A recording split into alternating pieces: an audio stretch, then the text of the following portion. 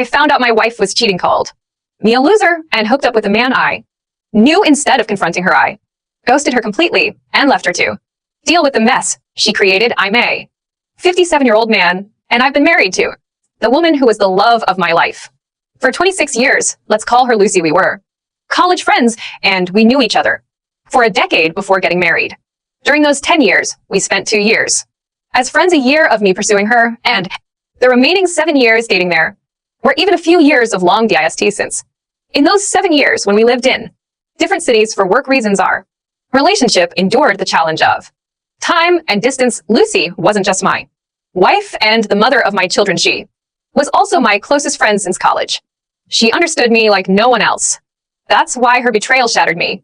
About a week ago, Lucy and I attended our college reunion. Our college holds a reunion every year for the classes that graduated 35 years ago. It's a big event with singers and celebrities performing, which alumni eagerly anticipate each year. This year, it was our class's turn to shine. We and our fellow classmates were excited to reconnect and see how we had all changed over the years. Lucy and I were particularly thrilled because we were one of the few college couples who had married and stayed together for so long. We walked into the event eager to show off our strong relationship. Little did I know that I was walking into a trap of my own, making we were having a wonderful time reconnecting with some of our dearest friends after many years. It felt like the best moments of our lives until someone approached us. We'll call him Rick. Rick had always been an admirer of Lucy, and everyone in our class was aware of his deep affection for her. Lucy was one of the brightest students in our class, and like any other attractive woman, she had her share of admirers in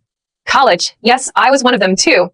However, Rick was not the type to just flirt, take a chance, and move on if the girl wasn't interested. He was the persistent type. He pursued Lucy throughout college and beyond. He didn't give up even though he knew she was dating and in love with me. I've always been a secure partner and didn't let his advances affect our relationship. Rick, along with everyone else, knew that Lucy was way out of his league, but he never stopped trying. I remember when Rick found out that Lucy had married me, he actually texted me and claimed that Lucy had made a mistake. He went on to say that he hoped I would care for her as much as he would have Lucy, and I simply laughed at his childishness and romantic notions. We hadn't heard from him or spoken to him since that day until the day of the reunion when Rick approached us. We thought he would have moved on by now, considering it had been 35 years since college and 26 years since our marriage. However, to our surprise, he was still fixated on Lucy. He greeted all of us with hugs, and we reciprocated.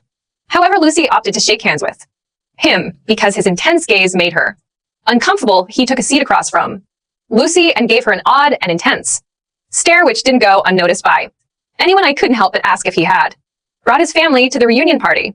He replied that he was single. He mentioned that he had been briefly married in his 40s, but had gotten divorced. I expressed my sympathy, saying, "I'm sorry to hear that," to which he responded dramatically, "Well, yes, you should be sorry. You stole my love," followed by a burst of hysterical laughter. If I were in my 30s, I might have considered physically confronting him, but as we're approaching our 60s, such things no longer hold much importance. Besides, Rick isn't the intimidating type. He's more of a sleazy loudmouth guy you wouldn't pick for sports. Even though everyone heard his joke, no one responded, and you could feel others becoming uncomfortable, so we mostly brushed it off. However, Lucy became noticeably quiet. Nancy is our close friend from college, took Lucy aside. We tried to lift her spirits, encouraging her to forget about the troublemaker and enjoy the rest of the evening, knowing that Lucy tends to overthink things. We both attempted to ease her mind. Suddenly, Rick approached us out of the blue. I suspect he had been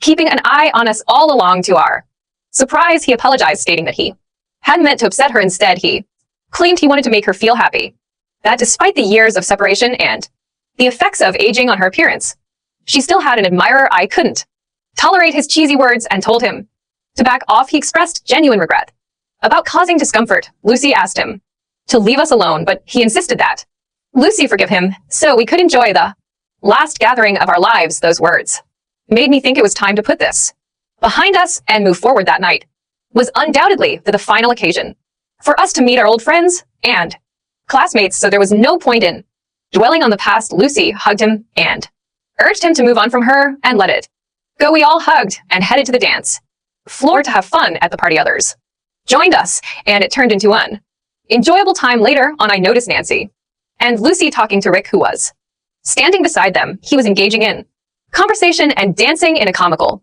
manner, if that makes sense. I was relieved that this matter seemed to be resolved and we could look back on it in a positive light. I kept an eye on them to ensure Lucy was okay. Rick was whispering something in her ear and she smiled and nodded at him. I assumed it wasn't anything inappropriate, or else Lucy would have reacted differently. This gave me the green light to relax and enjoy myself with other friends and classmates. About an hour later, I noticed that Lucy and Nancy were nowhere to be seen. Initially, I didn't pay it much mind because we were all mingling separately.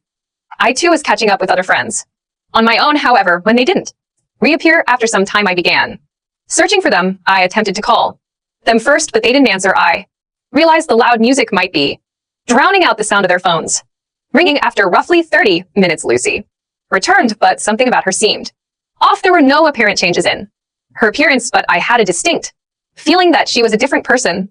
She became unusually quiet and kept urging me to leave. Nancy joined us shortly afterward, but Lucy and Nancy didn't exchange a single word throughout the night. I assumed they had argued about something because they avoided making eye contact. I repeatedly asked Lucy why she seemed irritated and wanted to leave early, but she remained silent. I wanted to stay until the end of the party, but Lucy insisted we leave early. Lucy remained silent throughout the entire journey back home, which lasted over an hour. I kept inquiring if she was okay, and she replied that she was just tired and needed rest. It left me feeling uneasy because she's usually the one brimming with energy, and seeing her upset without knowing the reason worried me. I asked if it had anything to do with Nancy, but she simply replied with a no, providing no further explanation. I assumed she was exhausted and left her alone when we arrived home.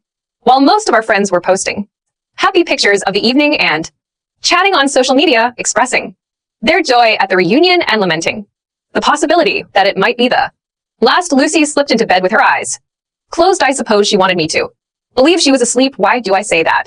It was almost 2 a.m. when I went to bed. Utterly tired, I fell asleep as soon as I hit the mattress. I'm not sure how long I had been asleep when Lucy woke me up. She was in tears, resting her head on my chest. I held her close and asked if she was feeling emotional about reuniting with her old friends, but she didn't respond. She simply continued crying. I held her tightly to show my support, as that was the least I could do since she wasn't sharing what was troubling her. I allowed her to release her emotions, and when her tears finally stopped, she revealed something that left me stunned. She confessed that she had cheated on me with Rick. I was at a loss for words, unable to ask her anything further. I felt frozen in shock. Thoughts swirled in my mind about what might have transpired. The last time I saw Lucy, she was dancing with Rick and Nancy, along with others. Then the three of them disappeared for about an hour. When Lucy returned, she wore a gloomy expression and insisted on leaving the party. She mentioned that Nancy was aware of the situation, but she was clearly furious with Lucy, which explained her upset demeanor. I was still unable to speak, so as she observed my stunned state, she began explaining everything on her own. She recounted how, while they were dancing, Rick kept apologizing to her for the embarrassment he had caused her, especially after she had rejected his advances numerous times.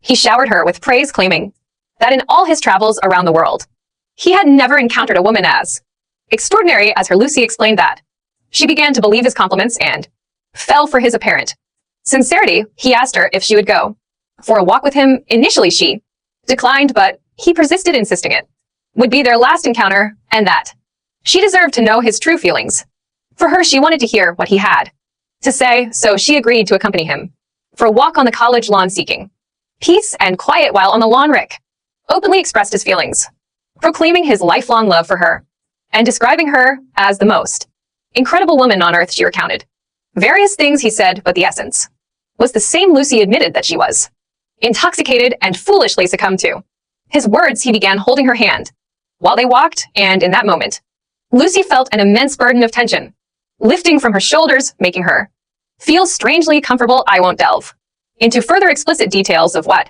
she shared with me about what happened, but she told me everything, absolutely everything. She even mentioned that her guilty conscience kicked in when they were in the middle of the act, and she pushed him away. My mind was in a daze and my body felt numb. She nudged me, seeking some reaction, but I remained silent. I asked her to give me a moment. She continued crying and apologizing.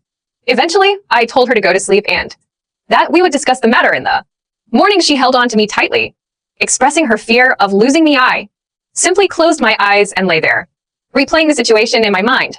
Repeatedly, I was reflecting on the events until I distinctly recalled something that struck me as odd. Rick gave me a strange, unsettling grin after Lucy returned from their makeout session.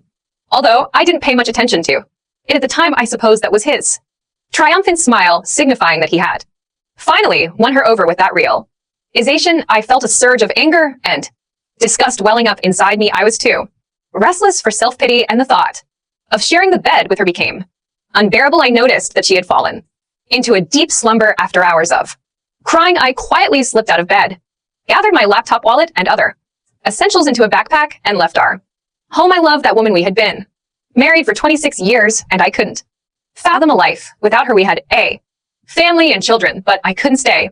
I knew her well, and if I had stayed until morning, she would have likely persuaded me against separation. So I checked into a hotel and blocked her number along with all her social media accounts. It was already sunrise by the time I managed to fall asleep. Around 8 o'clock or 9 a.m. my phone started ringing incessantly with calls from my children. Lucy and I have 2 kids, a 24-year-old son and a 21-year-old daughter. Both of them are in college and live on the same campus now. After reading numerous stories, I realized I made a hasty decision to ghost Lucy that very night. I should have planned more carefully for my next steps to maintain control of the situation. I've come across stories where people pretended to act normal with their cheating partner while secretly plotting revenge and eventually exposing the affair. However, in my case, I couldn't have acted normally with Lucy after what she had done. She was not only my spouse, but also my closest friend, my better half in every sense. Even if I had attempted to deceive her, she would have seen through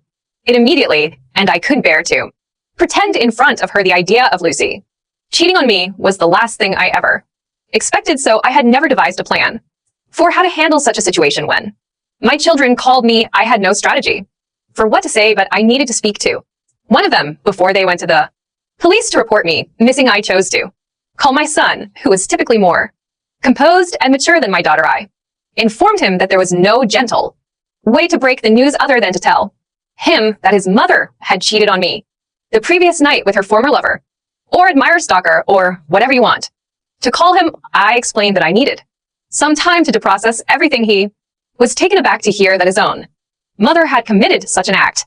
Additionally, he knew that we had a strong, loving family and had always maintained a great relationship. Now she had shattered that image. My children, as well as our relatives and friends, had always admired our close-knit, resilient, and proud family unit. He couldn't fathom the idea that his mother could do such a thing and kept insisting that there must be some misunderstanding. He repeatedly asked for the details and wanted everything explained in chronological order. However, I knew that going over all the details would shatter his spirit before he even had a chance to start his life. I expressed my wish that it were just a joke, but Mom had confessed her infidelity to me. He's 24 and has already experienced heartbreak, but I understand that the situation is taking a toll on him in a different way. I asked him to promise not to disclose this to anyone until I did. I sent a text to my daughter explaining that I was stressed about work-related issues and would be out of town for some time, which put an end to the phone calls. So the situation was as follows. While my daughter believed I was away on business, both my son and Lucy knew that I had separated from her. Over the next few days, I spent time online searching for the best lawyers and seeking a solution to my problem. That's when I came across one of these online communities where many men had experienced a similar fate to mine. Seeking revenge, I read about how they had planned their revenge and taken action against their cheating partners, including their anger towards the affair partner. I understand their feelings. I truly do, but seeking revenge on Lucy is the last thing I would consider in life. I still love her deeply, and I would be lying if I said I could destroy her life in such a way. I don't want to, but I also cannot be with her again. Reconciliation is not an option for me.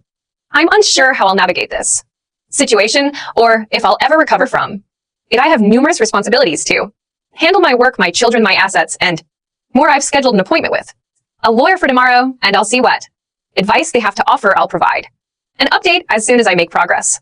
Update 1. Hey, everyone, thank you for all the support while reading your comments I realized that I missed. Sharing some important information both.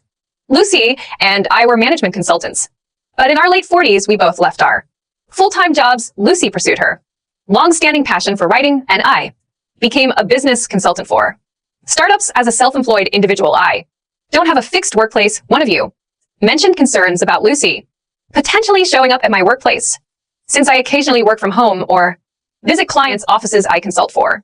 Multiple clients simultaneously so far. Lucy hasn't been able to locate me. As I mentioned earlier, I'm approaching 60, and we've been planning our retirement for a long time. We've been saving up to purchase a beach house in the countryside for our retirement years, with plans to buy it next year. We've even identified some properties and have been in discussions with property owners.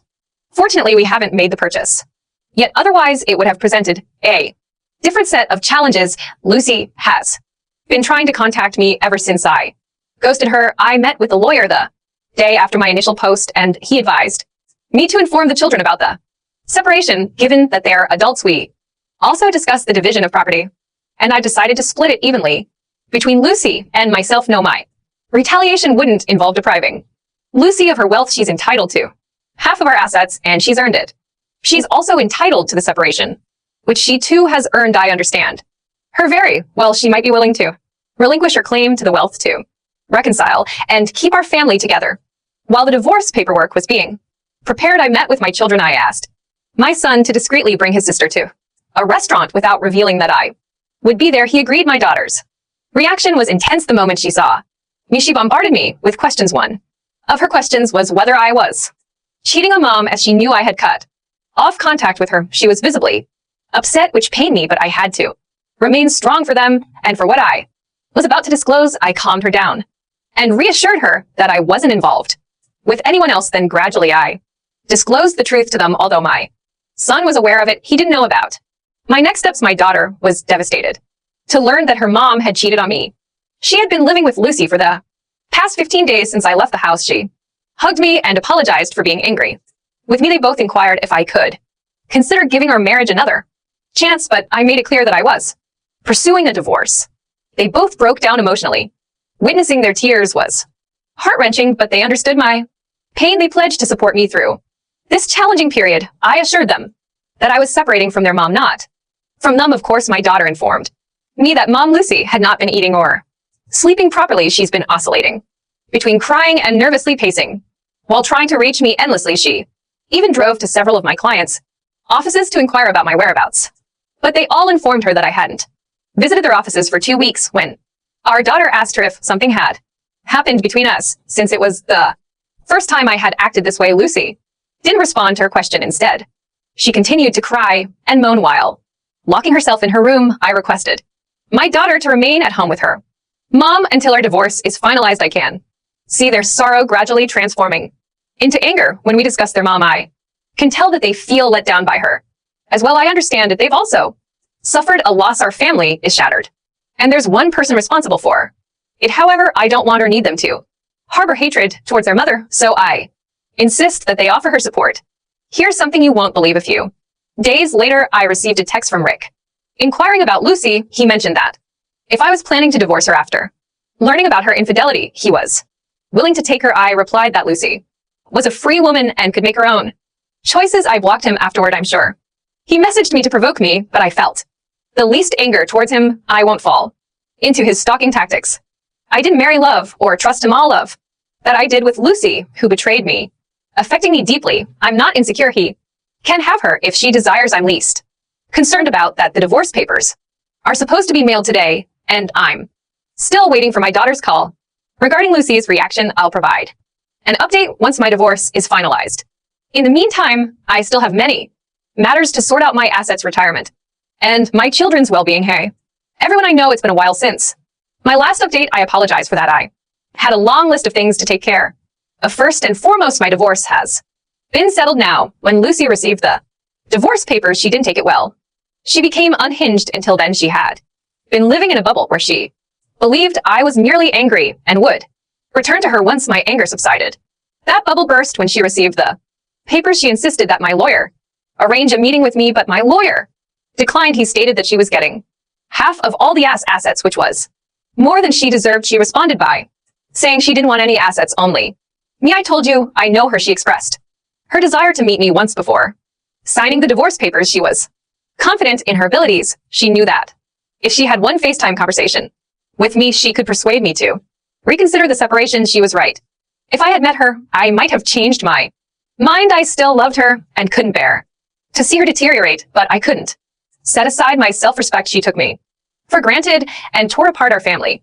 For what I won't delve into that abyss, I just want to say I couldn't endure living like that. My daughter wanted to meet with me urgently. She informed me that her mom's condition had worsened to the point where she had to be hospitalized. Lucy had fallen into a deep depression and was refusing any medication or supplements for her well-being. She had been admitted to the hospital and placed on a liquid diet because she had stopped eating altogether. I understand that many of you might perceive me as heartless and self-centered at this juncture, questioning whether I ever truly love Lucy due to my apparent indifference to her declining health. My response is simple. Have you ever experienced betrayal? If not, you cannot fathom the pain I'm going through. To say that I loved and cherished my wife would be an understatement. I practically idolized her. I was her staunchest supporter and fan. We've been together for almost 3 decades. She's the mother of my children.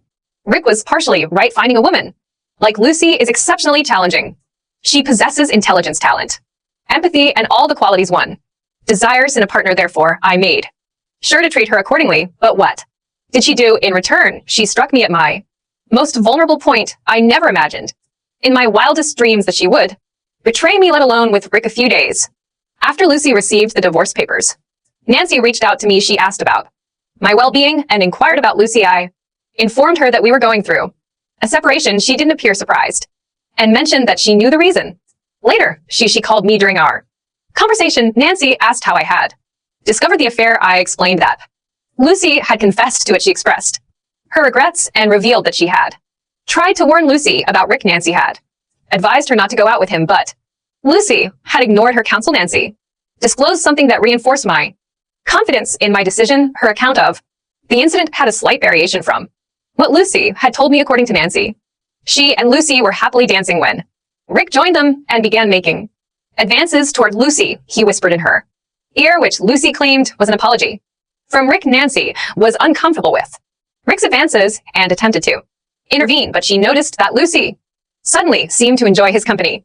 When Rick proposed going for a walk, Lucy looked to Nancy for guidance. Nancy strongly opposed the idea, as everyone knew how unsettling Rick could be. However, after some time, Lucy excused herself and went for a walk with Rick.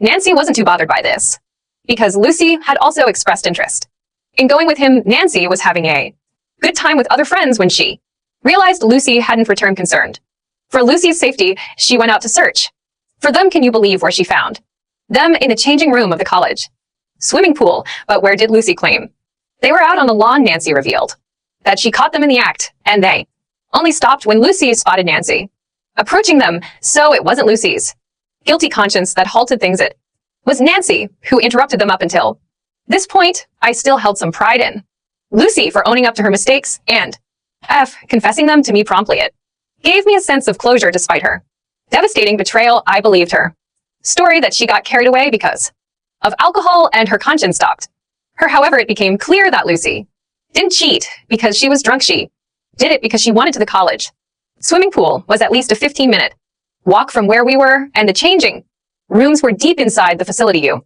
don't just end up there accident. It was a deliberate choice on her part. After sharing her side of the story, Nancy asked if I could see myself giving Lucy another chance to rebuild our relationship, since Lucy had confessed and been completely honest about her mistakes. The thing is, Nancy didn't know that Lucy's version of the confession was different. I didn't clarify or respond to her question. Despite Lucy's miserable condition, she had lied to me, and that's when I lost all respect for her. Meanwhile, my children informed me that Lucy's condition was deteriorating, and she was on the brink of self-harm. Upon hearing this, I called Nancy and explained our previous conversation, where I had been told a story by Lucy. I asked Nancy to visit Lucy and have an open conversation with her. Lucy had been keeping her secret locked up, causing her immense suffering. I also instructed Nancy to inform Lucy that I was now aware of the actual truth of that night and had no intention of forgiving her or taking her back. It was in Lucy's best interest to prioritize her health, because I knew she was intentionally harming herself in hopes of reconciliation. After all, I know her. Don't I? Nancy paid Lucy a visit and provided me with an update. While Lucy has not fully recovered from her weakness and depression, my daughter mentioned that she's doing considerably better. Additionally, Lucy has gone ahead and signed the divorce papers, which was a significant relief for me. My plan is to wrap up my pending work and embark on a solo journey. I've decided to abandon my previous idea of settling down in one place because that would drive me insane. I acknowledge that I haven't handled the situation as perfectly as some folks in this community who face similar circumstances, but I've done the best I could. Let's wait and see what the future holds. I'll keep all of you updated. Update 2. I hope you're all doing well.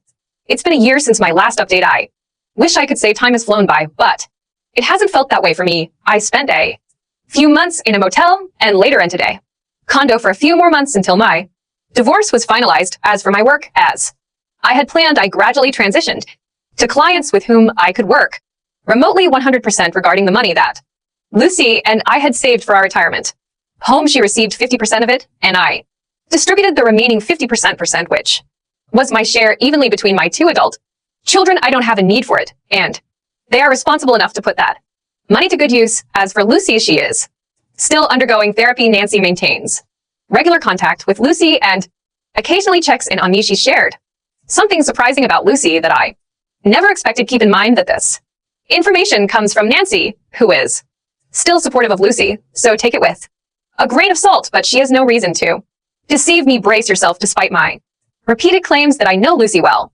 even after her infidelity, hearing this made me question whether I ever truly knew her. I always considered Lucy a strong woman with a resilient mind, but it seems that loneliness took a toll on her. Lucy began chatting with Rick, and he reciprocated by expressing his love for her until he learned about our divorce. Strangely, as soon as he found out, he started acting strangely and essentially ghosted her. Lucy was heartbroken to discover that Rick stopped communicating with her after she informed him about the divorce. She reminded him of his claims of love and desire to be with her. Despite everything, it turned out that he was merely flirting with Lucy for a casual physical relationship, which he stated that he couldn't commit to a marriage or any emotional relationship with Lucy because she's such a strong-willed woman. For those who know Lucy, it's nearly unbelievable that she pleaded with Rick for a relationship she couldn't have stooped lower because everyone knew Rick to be unsavory. Rick revealed his true intentions by admitting that he was only interested in a physical relationship, while Lucy sought emotional support, not just physical intimacy. He mentioned having a live-in partner and being content with that arrangement. It appears that all of his love and admiration were insincere. When Lucy and Rick had a disagreement, he concluded it with a hurtful remark. He indirectly taunted Lucy by suggesting that he had succeeded in deceiving her.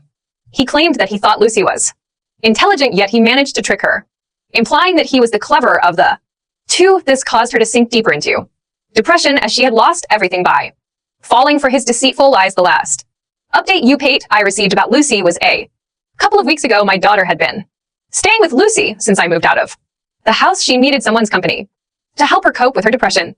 However, after living with her for a year, my daughter realized that she could no longer coexist with mom, as Lucy had become extremely difficult. Lucy, who was once emotionally resilient, has transformed into an insecure and erratic individual who constantly seeks the presence and attention of others. She has also become delusional and disoriented.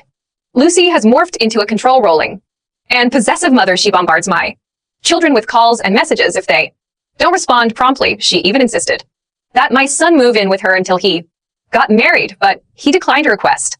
She has been pressuring my daughter to spend time at home instead of going out with friends or taking vacations. My children are no longer kids. They are adults now and can't be restricted. Whenever my daughter tried to address Lucy's intrusive behavior, Lucy would break down and express her fear of losing them, especially after losing me. My children reassured her that they had no intention of abandoning her and were doing their best to help her cope with her depression. However, they warned her that if she continued to be so controlling, they might have to reconsider. This led to heated arguments, with the children accusing her of not supporting them during her most challenging times. This behavior is unfamiliar to me, and my children are equally perplexed by it. Ultimately, they had to confront her, explaining that it Was her actions that had disrupted our once happy and loving family what was once a harmonious and safe family environment is now fractured and distorted. It was difficult for her to accept that her own children held her responsible for everything. My daughter moved out of the house 2 weeks ago. She informed me that she had tried her best to assist Lucy, but she couldn't put her life on hold to care for her. I believe my daughter's decision was reasonable. She needs to move forward with her life, and Lucy needs to regain control of her own life. While some might take satisfaction and seeing their cheating ex-wife in misery in their 20s or 30s, I couldn't find happiness in this situation. I felt genuinely sorry for her condition. Her poor choices have condemned her to a lifetime of suffering. I hope she can rediscover her former self, a confident, strong woman who doesn't need to rely on people like Rick for emotional support. As for my own journey, I've spent the past year living in 4 different countries, exploring local cultures, savoring diverse cuisines, and immersing myself in entirely new lifestyles. It has been a great experience. Initially, I was disappointed that my retirement plans had to take a different path. I had always envisioned spending my golden years in peaceful harmony with Lucy. However, now I find satisfaction in having embraced various cultures and lifestyles. I've had the privilege of meeting incredible people in different corners of the world. To clarify, I haven't entered into any new relationships, nor am I actively seeking one at the moment. I'll remain open to whatever the future has in store for me, and I'll keep you updated if anything significant unfolds. Update 3. I apologize for not providing updates over the past few years. The truth is not much noteworthy has occurred in the last 2.5 years, except for my extensive travels to more than a dozen countries and my renewed passion for painting. Initially, I initiated this thread to share my story about my cheating wife, and there didn't seem to be a point in updating it with my travel experiences, so I refrained from doing so. However, there has been an event that prompted me to write this update last month. After 4 years, I had the opportunity to meet Lucy again. This reunion was due to my son's upcoming wedding. Yes, my son has found the love of his life and decided to tie the knot. He called me 2 months prior to the wedding and expressed his desire for Lucy and me to meet the girl's parents. Initially, I was hesitant and suggested that I could meet them directly at the wedding. However, I realized that it wasn't about me. It was about fulfilling my responsibilities as a father. The girl's parents graciously hosted a dinner for us a week before the wedding. Although I hadn't confirmed my attendance, I decided to join at the last moment. It was somewhat challenging to see Lucy in this context, as I would have preferred to have one of us attend. Nevertheless, I understood that I needed to be there for my son. Upon my arrival, Lucy seemed surprised. She appeared different, and her eyes conveyed that she had undergone some changes. She greeted me with a polite smile, but I could sense that she was feeling tense throughout the years. She had always maintained her long, thick hair even as we grew older, but it seemed she had aged more than expected during those 4 years. Interestingly, they seated us next to each other at the table, making me suspect that our son hadn't informed them that this would be our first encounter in years. It's worth noting that this situation posed no issue in front of others. She remained silent, but as soon as we had a chance to talk privately, she commented that I appeared healthier and happier. I acknowledged it, attributing it to cutting off all the toxicity from my life. This caught her off guard momentarily, and she glanced around to ensure no one overheard us. She inquired if I was in a relationship, but I evaded the question, stating that my relationship status shouldn't concern her. During our conversation, I barely made eye contact with her, focusing my attention on everyone else primarily. After the dinner, when it was time to leave, I bid everyone good night with hugs, but simply nodded my farewell to Lucy, telling her to take care. I suppose she didn't anticipate that, as she also stood up when I was saying my goodbyes to everyone. It happened quickly, so I don't think it was too awkward for the others. Surprisingly, my interaction with Lucy was quite uneventful. She seemed either intimidated by me or too anxious to engage in more open conversation. Whether she was overthinking or not, I didn't dwell on it much. After leaving the gathering and stepping outside, my son accompanied me and offered for me to spend the next few days with him, but I declined, assuring him I would call. I then drove to my hotel. By the way, I don't have a permanent residence. I'm mostly out of town, and when I'm in town, I stay in a motel. Transitioning into a nomadic lifestyle after being a family man for 26 years was challenging, but I've grown accustomed to this adventurous life, and I'm thoroughly enjoying it. Aside from my family situation, I have another update. I now have a companion. Yes, during my visit to Tokyo 2 years ago, I met Ashleen, who was 52 years old. She had recently come out of an abusive relationship and was savoring her first solo trip. We connected while hiking up a mountain. We became friends because neither of us was seeking a romantic relationship at the time. After our time in Tokyo, I was about to head to South Korea while she was heading to Thailand. We stayed in touch for the next 6 months and eventually decided to plan our trips together. For the past year and a half, we have been traveling together to over 8 countries. We became travel companions and didn't rush into anything physical or emotional during the initial 2 months of our travels. We both took our time getting to know each other better, and we were clear from the start that we didn't want to get married for now.